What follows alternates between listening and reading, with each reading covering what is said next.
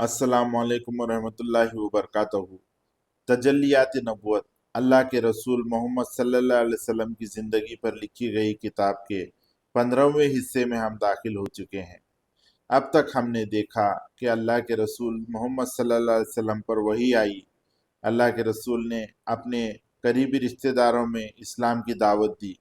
उसके बाद अपने कबीले में और साथ वाले कबीलों में दावत दी।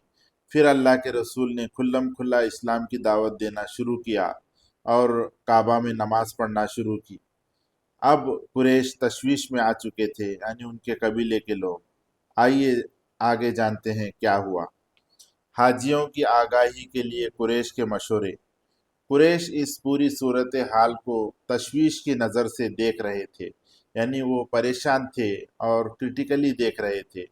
और अभी इस पर थोड़ा ही अरसा गुजरा था कि हज का वक्त आ गया और उन्हें हाजियों के बारे में तशवीश ने आ घेरा, यानी कि हज का वक्त करीब आ गया। तो कुरैश ये जान गए कि अब तमाम हज के लिए जो लोग आएंगे, अल्लाह के रसूल उन तक इस्लाम की दावत पेश करेंगे और हमारे दीन से भटकाने की कोशिश करेंगे। चुनांचा कुरैश की एक जमात ने वलीद बिन मुगीरा के पास आई। ये उनमें उम्र रसीदा और मर्तबे का आदमी था। उसने कहा, देखो, हज का वक्त आ गया है। अब हर तरफ से लोग तुम्हारे पास आएंगे और वो इन साहब का मामला सुन ही चुके हैं। लिहाजा कोई एक राय तय कर लो और मुख्तलिफ बातें न कहना, वरना एक दूसरे को झुटला बैठोगे। लोगों ने कहा, आप ही कहें और हमारे लिए कोई राय तय करें। वलीद बिन मुगीरा ने कहा, नहीं, बल्कि तुम लोग कहो, मैं सुनूंगा। लोगों ने कहा, अच्छा, तो हम लोग हाजियों से कहेंगे कि वो काहिन है। उसने कहा, वो काहिन नहीं है, हमने काहिनों को देखा है। उसमें न इसकी सी गुनगुनाहट है न तकबंदी। लोगों ने कहा, तब हम कहेंगे कि वो पागल है। मुगीरा ने कहा, वो पागल भी नहीं है, हम पागलपन को भी जानते पहचानते हैं।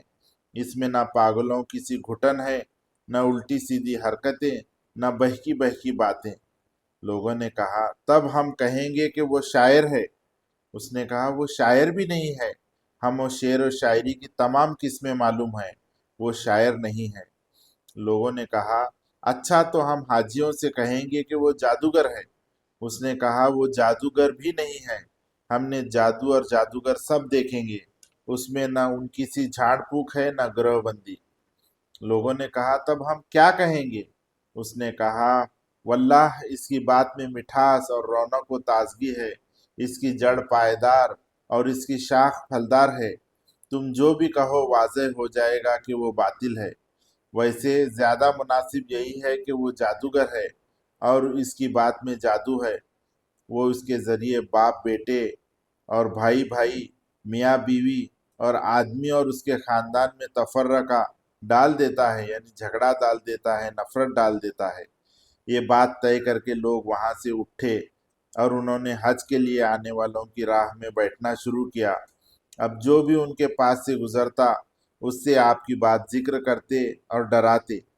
नतीजा ये हुआ कि लोगों ने आपको देखने और सुनने से पहले ही आपका मामला जान लिया।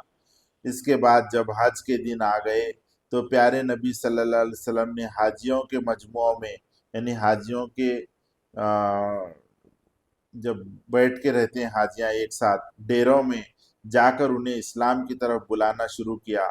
आप फरमाते थे कि लोगों, ला इलाहा इल्लल्लाह कहो, कामयाब रहोगे। इधर अबू लहब का ये हाल था कि वो आपके पीछे पीछे लगा रहता। अल्लाह के रसूल जिन हाजियों से बात करके आगे चले जाते, अबू लहब उनके पीछे आता और उल्टी बातें कहता, झुटलाता जाता, तकलीफ भी पहुंचाता। इस तरह इस हज से जब हज्जाज वापिस हुए तो पूरे अरब में नबी करीम सल्लल्लाहु अलैहि वसल्लम का चर्चा फैल गया। आज के लिए बस इतना ही। इंशाअल्लाह अगले दिन जानते हैं कि आगे क्या हुआ। अस्सलामु अलैकुम रहमतुल्लाहि व बरकातुहू।